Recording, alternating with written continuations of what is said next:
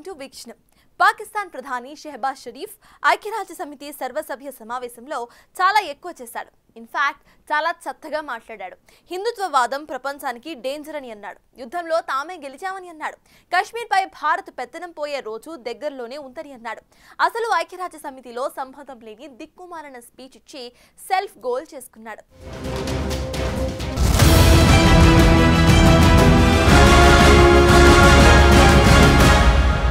Ladies and gentlemen, there must be no space for hate speech, discrimination or violence against any person or against any religion. Hate-driven ideologies such as India's Hindutva-driven extremism pose a danger to the entire world. Right. చూసారుగా పాక్ ప్రధాని Shehbaz Sharif comments. మాట్లాడిన దానికి అర్థం పర్థం ఉందా? అసలు తలాతూక ఏవైనా ఉందా? ఏది పడితే అది మాట్లాడి ఇండియాపై 4 రాళ్లు వేసి వెళితే ఓ పనైపోతుందనుకున్నాడేమో. ఐక్యరాజ్య సమితి జనరల్ అసెంబ్లీ 80వ సమావేశాల్లో నోటికొచ్చింది మాట్లాడాడు. అయితే పాక్ పీఎం ఒకవేళ భారత్ వైపు చూపిస్తే 4 వేళ్లు పాకిస్తాన్ వైపే చూపిస్తాయని మర్చిపోయాడేమో.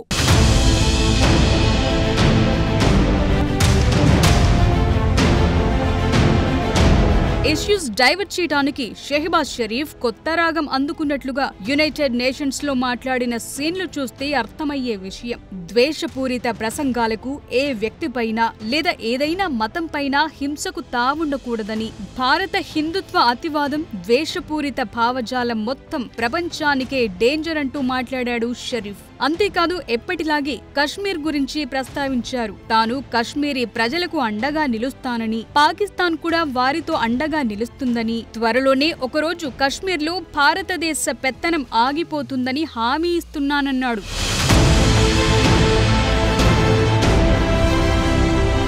పాక్ పీఎంఓ నోటి నుంచి వచ్చిన ఈ మాటల్ని చూసిన వారు అసలది నోరా మరి ఇంకోటా అన్నట్లుగా ఫైర్ అవుతున్నారు. ఎందుకంటే సొంత దేశంలో బలూచిస్తాన్ వాసుల్ని పీడించుకు తినటం, ఖైబర్ పఖ్తూన్ఖ్వాలో మానవ హక్కుల ఉల్లంఘనలు, ఉగ్రవాదులందరికీ షెల్టర్ ఇవ్వటం, వారి అంత్యక్రియల్లో బహిరంగంగా పాల్గొనటం, ఇవన్నీ చూసిన వారికి పాక్ పీఎం ఏం జవాబు చెప్తారు? 100 ఎలుకలు తిన్న పిల్లి తీర్థయాత్రలకు వెళ్లిందన్నట్లుగా ఉంది కథ.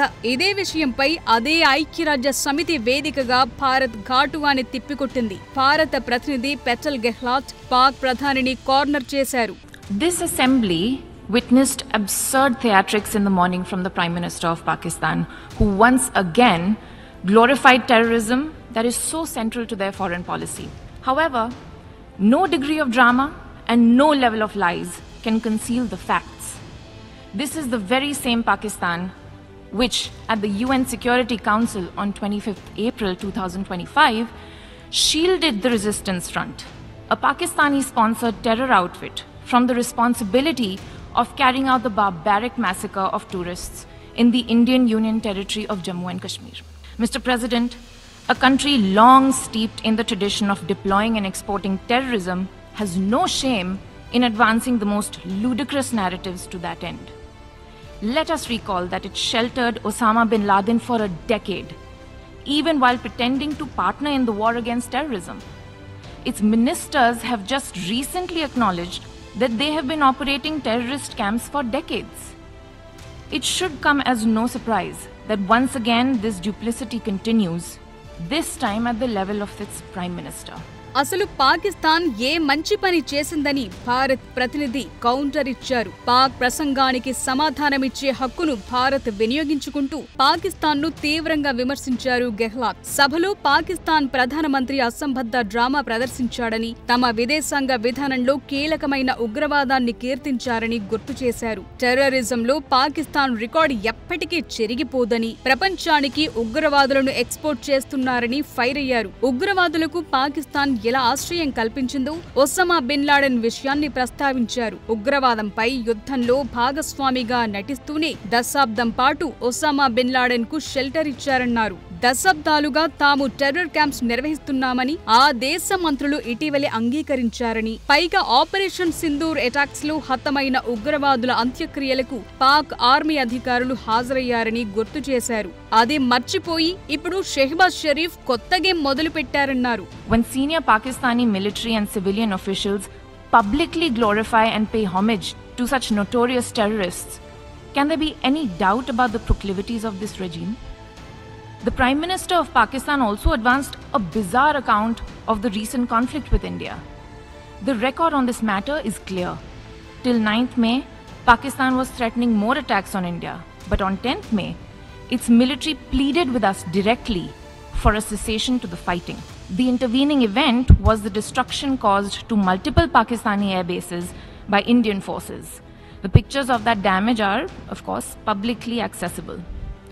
If destroyed runways and burnt out hangars look like victory, as the Prime Minister claimed, Pakistan is welcome to enjoy it. The resistance front వంటి టెర్రర్ గ్రూపులను పాకిస్తానే కాపాడుతోందని భారత్ ఆరోపించింది. ఆపరేషన్ సింధూర్ టైంలో పాక్లో ధ్వంసమైన రన్వేలు, విక్టరీలు కనిపిస్తే పాక్ ఎంజాయ్ చేయొచ్చని సెటైర్ వేశారు పెటల్ గెహ్లాట్. సో భారత్ను ఏమీ చెయ్యలేక పొలిటికల్ గా ఏడుపు ఏడవటం తప్ప యుఎన్లో పాక్ పీఎం షెహబాజ్ షరీఫ్ చేసిందేమీ లేదు.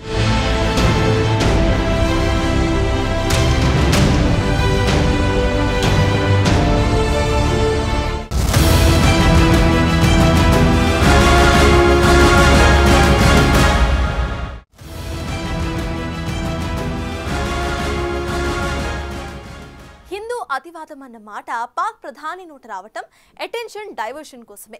సొంత దేశంలో జరుగుతున్న అరాచకాలను పక్కన పెట్టేసి పక్క దేశంలో లేని విషయాలను ప్రస్తావించడమే పెద్ద జోక్. నిజానికి పాకిస్తాన్లో మైనారిటీస్ గా ఉన్న హిందువుల పరిస్థితి ఏంటి? స్వాతంత్రం వచ్చినప్పుడు ఎందరున్నారు? ఇప్పుడు ఉన్నది ఎందరు? బలూచిస్తాన్ వాసుల హక్కులని కాలరాస్తున్నది ఎవరు? వాళ్ళు పాక్లో భాగం కాదా? చెబుతూ వెళ్తే కథ చాలా దూరం వెళ్తుంది.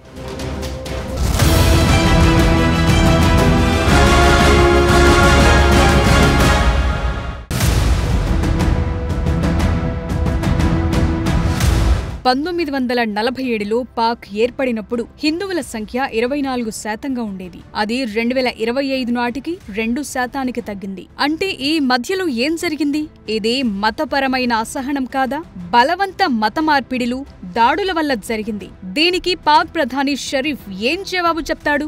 2025లో human rights commission of Pakistan report ప్రకారం సింధ్ ప్రావిన్స్ లో బలవంత వివాహాలకు గురయ్యారని తేల్చింది. 2025లో 100కు పైగా ఇలాంటి కేసులు నమోదయ్యాయంటున్నారు. పోలీసుల నుంచి ఎలాంటి చర్యలు లేవంటున్నారు. తప్పుడు కేసుల ద్వారా హిందువులను టార్గెట్ చేస్తోన్న విషయాలను ప్రస్తావిస్తున్నారు.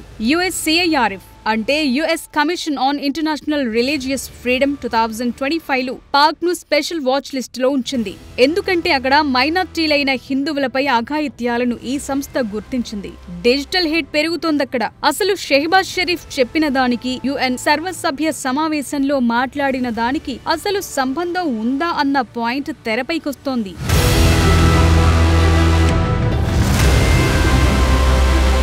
ఇక బలూచిస్తాన్ విషయం చూద్దాం. అక్కడ రోజు నిత్య సంఘర్షణే. నిజానికి పాకిస్తాన్ భూభాగంలో 44% బలూచిస్తాన్దే. అయినా సరే వారికి నిధులు, నీళ్లు, సౌకర్యాల విషయంలో ఏమాత్రం సహాయం చేయట్లేదు పాక్ పాలకులు. అందుకే వారు తిరగబడుతున్నారు. ఈ ఏడాదైతే ఇంకా మానవ హక్కుల ఉల్లంఘనలు విపరీతంగా పెరిగాయని సాక్షాత్తు UN ఎక్స్పర్ట్స్ ఏప్రిల్లో పాక్ ను హెచ్చరించారు. దీనికి ఏం జవాబు చెప్తావు Shehbaz? Human rights watch 2025 report ప్రకారం బలూచిస్తాన్లో Pak military pickup and dump అంటే అపహరణ, టార్చర్, డంప్ విధానాన్ని అమలు చేస్తోంది. బలూచ్ వాసులు సహజ వనరులైన గ్యాస్, మినరల్స్ పై హక్కుల కోసం పోరాడుతున్నారు. కానీ వీటిని అణచివేయటం లేదా? హిందూ అతివాదమంటూ మాట్లాడుతున్న షెహబాజ్ షరీఫ్ 10 ఏళ్లు లాడెన్ ను తమ దేశంలో ఎందుకు దాచి ఉంచారో చెప్పే దమ్ము, ధైర్యముందా?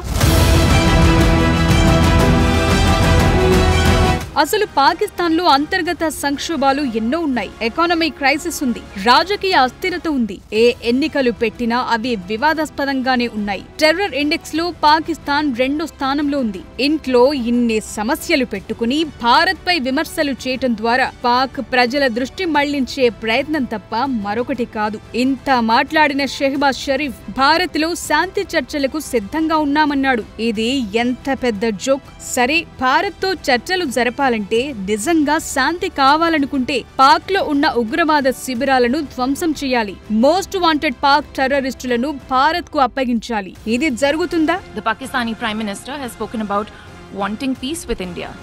If he is indeed sincere, the pathway is clear. Pakistan must immediately shut down all terrorist camps and hand over to us terrorists wanted in India.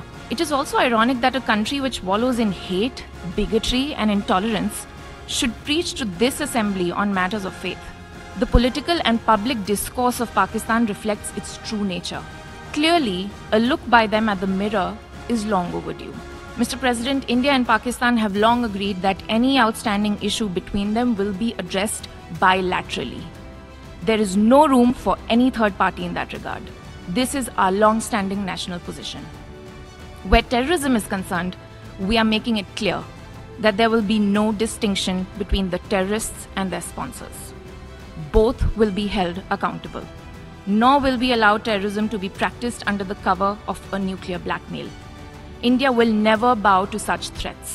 Bharat Pak మధ్య ఏ సమస్య వచ్చినా ద్వైపాక్షికంగా చూసుకోవాలి. ట్రంప్ లాంటి థర్డ్ పార్టీ ప్రమేయం ఉండకూడదు. కానీ ఇటీవలి ఉద్రిక్తతలను ట్రంప్ ఆపారని, ఆయన గొప్ప శాంతిదూత అని వర్ణించడం షరీఫ్ కే చెల్లింది. పాక్ చేస్తున్న న్యూక్ థ్రెట్స్ ను ఇండియా చాలా లైట్ తీసుకుంటుందని UN లో భారత ప్రతినిధి గట్టిగానే తిప్పికొట్టారు.